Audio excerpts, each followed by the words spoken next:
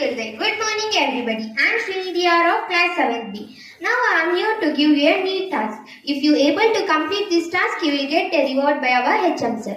Here are the two glasses and one bowl on the table. Now your task is to transfer this ball from inverted glass to the glass containing water without touching the ball and without uprighting the inverted glass. It's time to show your talent.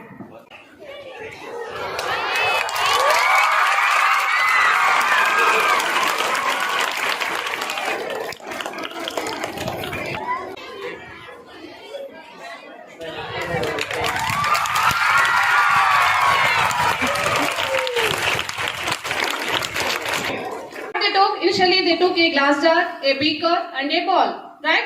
So the next they placed the ball over the inverted glass jar. Then they start spinning the jar in a circular path. Then the ball begins to move in this inverted jar in a same direction, that is in the circular path. So the reason to move the ball within the jar is the ball is accelerating by changing constant direction. So this ball and the jar are moving in the same direction. There is a force called centripetal force creates in the inside the jar, that is centripetal force. So this centripetal force makes the ball to move in a circular path.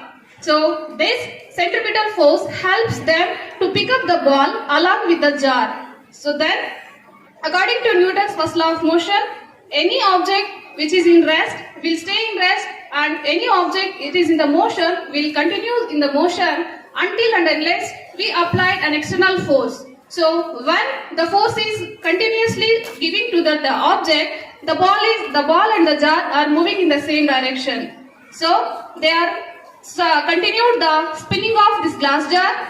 Along with the glass jar, the ball is also spinning along the glass jar. So they spin until the glass reaches the beaker.